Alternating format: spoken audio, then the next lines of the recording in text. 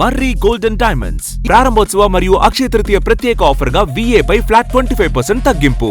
మర్రి golden diamonds, Kukatpally, Hyderabad.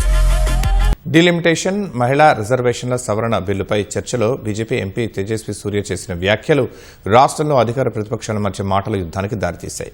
దేశంలో నియోజకవర్గాల పునర్విభజనకు CM Revanth Reddy ప్రతిపాదించిన ఫార్ములాపై లోక్సభలో తేజస్వి మండిపడ్డారు. అలాంటి ప్రతిపాదనతో ముందుకు వెళితే ఒక వ్యక్తి ఒక ఓటు అన్న రాజ్యాంగంలోని ప్రాథమిక సూత్రానికి విలువే ఉండదన్నారు.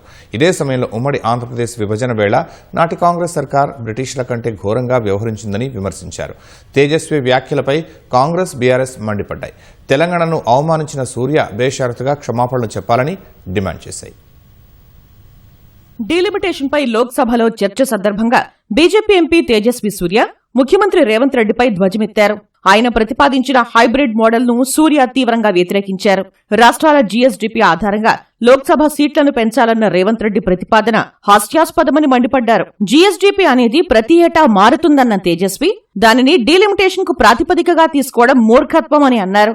మరోవైపు ఆంధ్రప్రదేశ్ విభజన భారత్ పాకిస్తాన్ కన్నా చెత్తగా జరిగిందని ధ్వజమెత్తారు.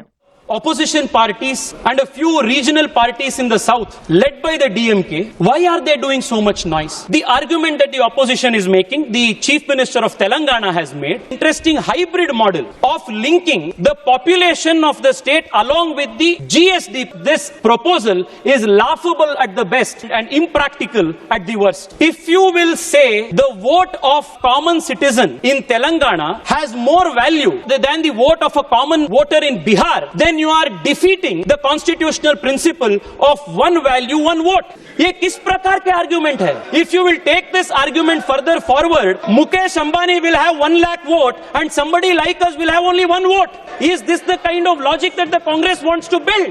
Speaker sir, this argument by this alternative by Telangana Chief Minister of linking delimitation and number of seats to the GSDP of the state is the most foolish argument anybody can prosper. This is unconstitutional.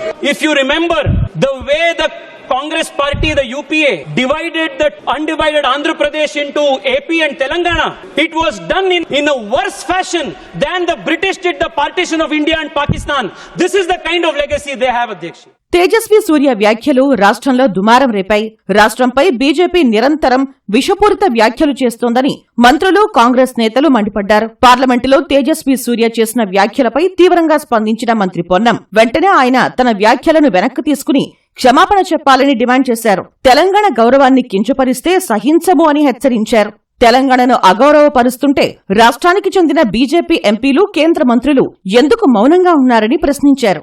తెలివిలేని ఒక వెధవ తెలంగాణ విభజనను పాకిస్తాన్, భారత్ విభజనతోటి పోల్చి ప్రజాస్వామికంగా రాజ్యాంగ ప్రకారంగా Lok Sabha, Rajya Sabha pass చేసినటువంటి బిల్లులను parliament వేదికగా అవమానపరుస్తుంటే తెలంగాణ నుంచి ఎంపికైన 8 మంది భారతీయ జనతా పార్టీ ఎంపీలు చీము నెత్తురు లేకుండా వాటిని విని ఎంజాయ్ చేసేటువంటి దౌర్భాగ్య పరిస్థితి వింటే తెలంగాణ తల్లి రోధించేటువంటి పరిస్థితి ఉంది. అలా పార్లమెంటరీ వ్యవస్థలో రాజ్యాంగాన్ని అవమానపరిచే విధంగా తేజస్వి మాట్లాడుతున్నటువంటి మాటలు ఆ పార్లమెంటు రికార్డుల నుంచి ఆ పదాలు తొలగించేదాకా డిమాండ్ చేయాలని కూడా కోరుతా ఉన్నాం. పార్లమెంటు సాక్షిగా 4 కోట్ల తెలంగాణ ప్రజల ఆత్మగౌరవాన్ని అవమానించినందుకు బీజేపీ ఎంపీ తేజస్వి సూర్య క్షమాపణ చెప్పాలని బీఆర్ఎస్ డిమాండ్ చేసింది. తెలంగాణ రాష్ట్రం ఏర్పట్టాన్ని భారత్, పాకిస్తాన్ విభజనతో పోల్చడం అత్యంత మూర్ఖత్వమని, ఇలాంటి అహంకారపూరిత తెలంగాణ వ్యతిరేక వ్యాఖ్యలను తాము తీవ్రంగా ఖండిస్తున్నామని బీఆర్ఎస్ కార్యనిర్వాహక అధ్యక్షుడు కేటీఆర్ పేర్కొన్నారు. బీజేపీ నాయకులు పదే పదే తెలంగాణ ప్రజల ఆత్మగౌరవాన్ని, అమరవీరుల త్యాగాలను అవమానించడం అలవాటుగా మార్చుకున్నారని ఆయన మండిపడ్డారు. రాష్ట్ర ఆవిర్భావం దశాబ్దాల పోరాటం, వేలాది మంది విద్యార్థులు, యువత, ఉద్యోగులు, ప్రజల త్యాగాల ఫలితమని హరీష్ రావు అన్నారు. అలాంటి మహోన్నత ఉద్యమాన్ని విద్వేషపూరిత విభజనతో పోల్చడం చరిత్రను అవమానించడమేనని మండిపడ్డారు. బీజేపీ అధిష్టానం వెంటనే ఈ వ్యాఖ్యలను ఖండించి తన పార్టీ వైఖరేంటో స్పష్టం చేయాలని డిమాండ్ చేశారు.